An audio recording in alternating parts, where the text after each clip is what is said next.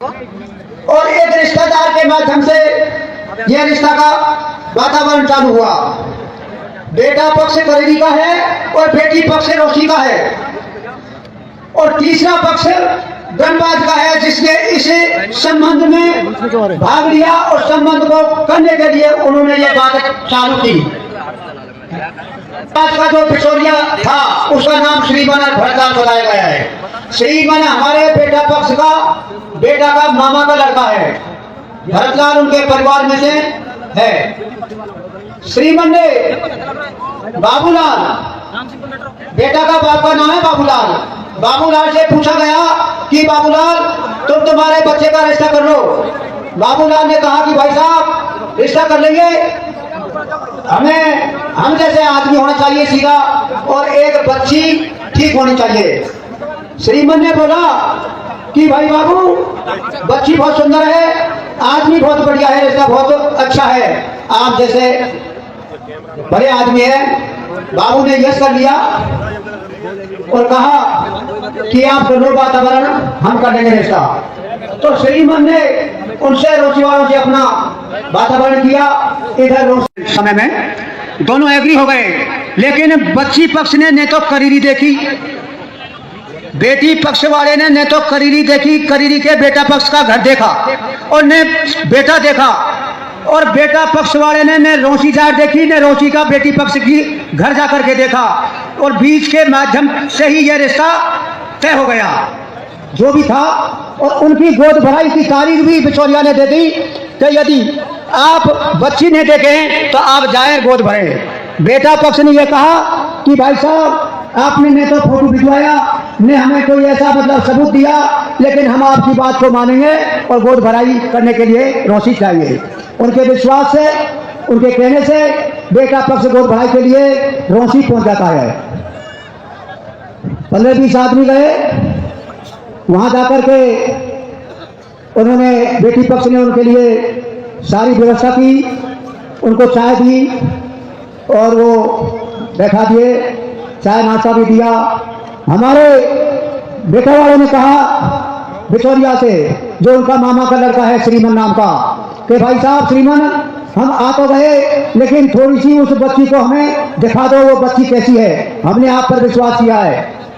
श्रीमन ने उनसे बात की। बेटी वालों ने कहा कि बेटी अभी घर नहीं है, वह बेटी महावीर की गई हुई है, आ जाएगी थोड़ी देर में, हम आपको बच्ची को दिखा देंगे। समय घंटा हो गया। उसके बाद में फिर दोबारा बेटा वालों ने कहा, जब तक पहले चाय दे दी, उसके बाद में इनको नाश्ता भी खिला दिया। आध घंटा के बाद में फिर कहा, तो बोला श्रीमन जी बोले, उनसे कहा कि भाई उस बेटी को इनको नजर करा दो। बेटी वालों ने कहा कि वो अभी बाथरूम गई है, तो चलो ठीक है 10-5 मिनट बाद आएगी। आध घंटे के बाद में फिर बोले कि अब तो आप दिखा दो, कि उनकी कोई चाची वाची का नाम ले दिया तो वहां बैठी है। ज्यादा कही तो वो बोले कि चौकी पर आएगी जब भी देख लेना। उनको डाउट हो गया, शक हो गया, बेटे वालों को शक हो गया कि ये बात क्या है, ये बेटी को दिखाई नहीं दे। हम बार बार इनसे पूछ रहे हैं, बार बार कह रहे हैं, लेकिन ये कभी महावीर जी का नाम, कभी बाथरूम का नाम, कभी ये कहीं दूसरी जगह बैठने का नाम ले रहे हैं, और आप कह रहे हैं कि चौकी पे देख लेना। समय 4 के ऊपर इनका गोद भराई का समय था। समय हो गया। जब गोद भराई के लिए उसको लाते हैं बच्ची को, तो बच्ची को किस तरह से लाया गया, 8-7 औरतों के बीच में, और बिल्कुल घूंघट साइड में, बच्ची की आंख दिखे, इस तरह की पोजीशन में बच्ची को लाया गया। हमारी जो बच्ची थी, बच्चे की बहन, उसको शक हुआ और उसने बीच में ही जाकर के उसे पल्ले को उघाड़ दिया, मतलब जो घूंघट था उसको उघाड़ दिया। और बच्ची देख करके और अपने बाप बाबूलाल और भाई नरेश जो छोटा भाई था, उनसे आकर के बोली कि भाई ये बच्ची तो हमारे नापसंद है, बच्ची ऐसी नहीं है। बाबूलाल ने कहा बच्ची ऐसी नहीं है तो हम अपना रिश्ता नहीं करते। बाबूलाल ने उस छोरे ने मना कर दिया जो छोटा बच्चा था कि हम गोद भराई नहीं करेंगे। बेटी वालों से मना कर दिया। बेटी वालों ने काफी कहा, लेकिन इन्होंने स्पष्ट शब्दों में मना कर दिया कि बच्ची ठीक नहीं है, हमारी समझ से बाहर है और हम गोद भराई नहीं करेंगे। काफी इस पर वातावरण चली। वातावरण में कुछ उपजेती भाषा में इनके विवाद भी छिड़ गया। विवाद होने के बाद में बेटी पक्ष की तरफ से इन्होंने बात नहीं मानी, तो वो एक तरह से उग्र उसमें भाषा में आ गए और इनको अरेस्ट कर लिया गया कि बैठ जाइए, आप गोद भराई नहीं करते हैं। शाम हो गया, रात हो गई और इनको इनके साथ में इनके रिश्तेदार साथ में थे। गांव का तो एक ही बच्चा था इनके साथ में, बाकी में तीनों चारों भाई थे और इनकी कोई बहन बेटी थी और बाहर के इनके रिश्तेदार इनके साथ में थे। इन सबको एक कमरे में बंद कर दिया और जो हमारी बहन बेटी इनके साथ में गई, एक आध दो तीन, उनको वापस गांव में भेज दिया गया। इनकी बताया गया है इनने हमें कि इनकी कुछ मारपीट भी की गई। रात भर उसमें बंद रहे। ने इनको बाहर पेशाब करने के लिए निकलने की इजाजत नहीं दी। इसी में पेशाब करोगे, इसी में सोओगे और इसी में रहोगे। रात भर उसमें बंद रही कमरे में। सुबह जब हुआ कि भाई अब तो हमें बाथरूम जाएंगे, बाहर निकालो, काफी इनने कोशिश की लेकिन बाहर नहीं निकाले। जो रिश्तेदार थे उनको तो उन्होंने मतलब सोच के लिए छूट दे दी। बाकी में जो हमारे बेटा के बाप बेटा ये थे तीनों चारों, ये उसी में बंद रहे। सुबह प्रातःकाल इनके साथ में जो दुर्व्यवहार किया गया, जो घटना की गई, जो बाल काटे गए, सुबह इनको बाहर निकाल करके और ये कृत्य, ये घटना उन्होंने की जो आज तक शायद आपने नहीं सुना होगा और नहीं देखा होगा। सोशल मीडिया पर पूरा इंडिया में ये मुद्दा छा गया। बाद में हमारे समाज के प्रतिष्ठित महानुभाव पंच पटेल भी उन्होंने बुलाए और बुला करके एक मीटिंग का आयोजन कर दिया। हमारे बेटा वाले ने हमारे गांव के पंच पटेलों को फोन किया कि आप यहाँ रोसी गांव में आ जाएं। चौधरी जी बैठिए आप।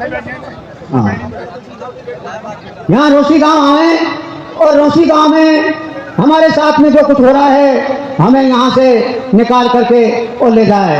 ये गांव के हमारे पंच पटेलों के पास में फोन आया। रात में भी उन्होंने फोन किया, लेकिन हमारे गांव से सुबह हमारे पंच पटेल कुछ 10-20 आदमी वहाँ रोसी पहुँचे हैं। जब तक मीटिंग बैठी हुई थी, इनके पहुंचने के बाद में मीटिंग चालू हुई तो जो हमारे समाज के मठाधीश और जो पंच पटेल हैं उन्होंने भी मतलब उनसे कुछ पूछताछ नहीं की, ने गांव वालों से, और उनसे मतलब एक कमेटी निर्धारित करके और उन्होंने दंड इनको और दे दिया, सजा दे दी। 11 लाख का दंड उस पंचायत ने दी और 21 लाख से मीणा समाज को बाउंड कर दिया कि इस बेटा पक्ष के परिवार का कोई भी संबंध नहीं करेगा, यदि संबंध करेगा तो 21 लाख का जुर्माना देगा। इस तरह से 21 लाख रुपए से समाज को भी रोक लगा दी। ऐसा उन्होंने किया। इस फैसले से, इस कृत्य से और इस घटना से हमें बहुत विशेष दुख हुआ। समाज में, मीडिया में, पूरा इंडिया में ये पहुंच गया।